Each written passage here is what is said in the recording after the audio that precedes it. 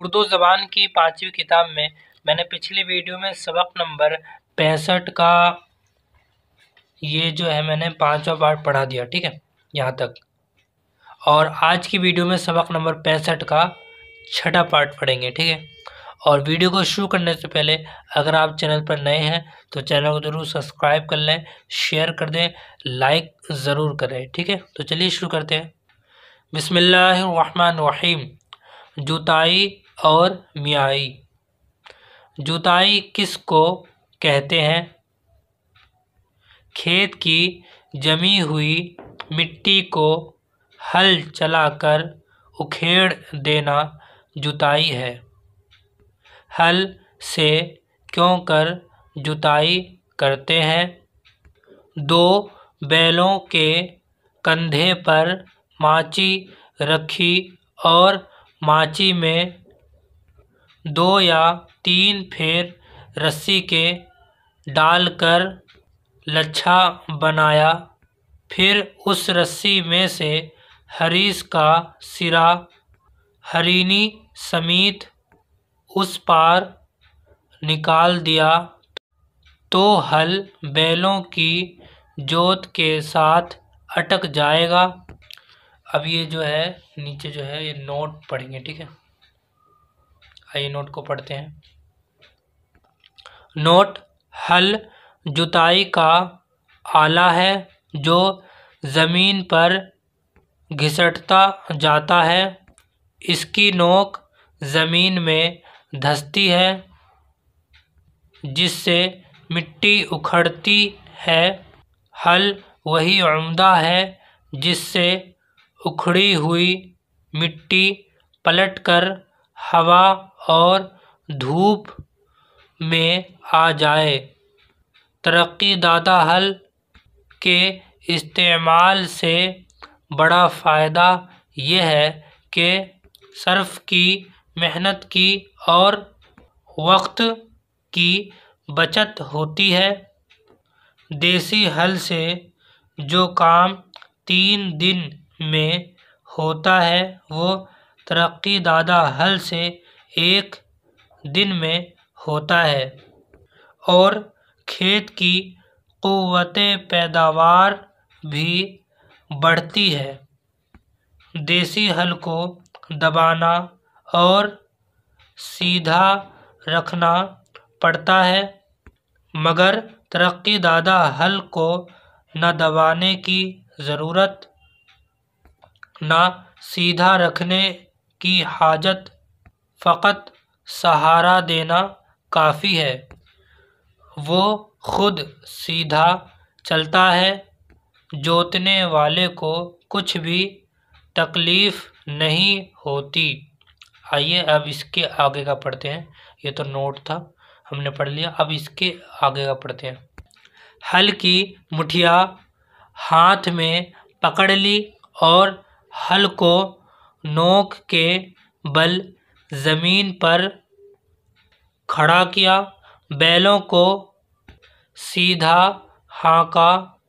बैलों के ज़ोर लगाने से हल की फार ज़मीन में धंसेगी और उनके चलने से ज़मीन को फाड़ती और मिट्टी को तोड़ती आगे बढ़ेगी। इस तरह खेत में 6 इंगल गहरी और 8 इंगल चौड़ी कूंड बन जाएगी। सारे खेत में कूंडे बना लेने से जुताई पूरी हो जाएगी। कई बार आड़ा और खड़ा जोतने से खेत बीज बोने के लिए तैयार हो जाएगा। खेत क्यों जोतते हैं और जुताई कैसी होनी चाहिए?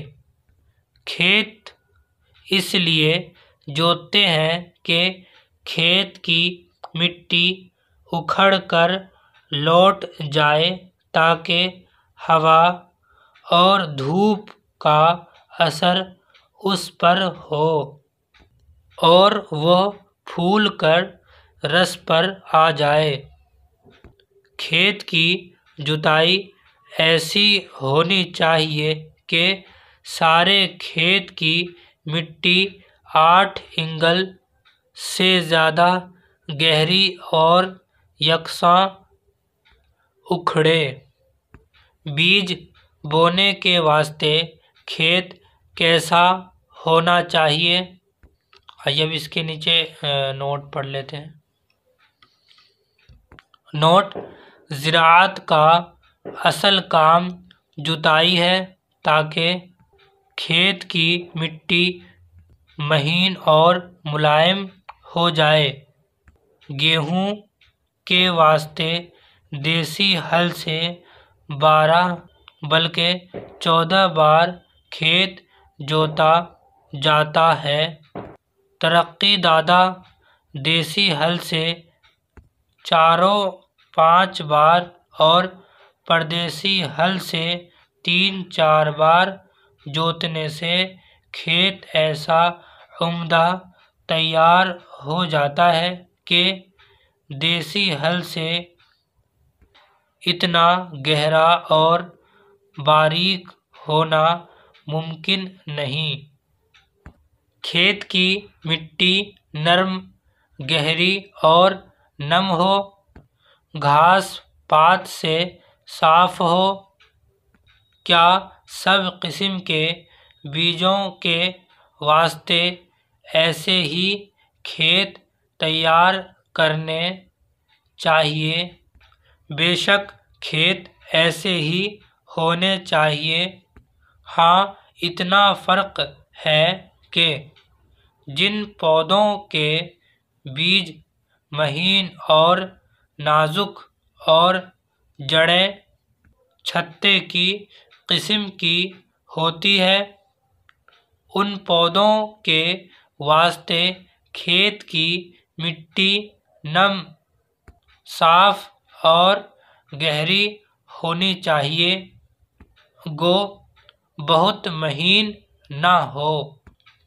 आप ये सबक नंबर 65 का छठा याद कर लेंगे, ठीक है। आप पढ़ लेंगे, अच्छी तरीके से याद कर लेंगे।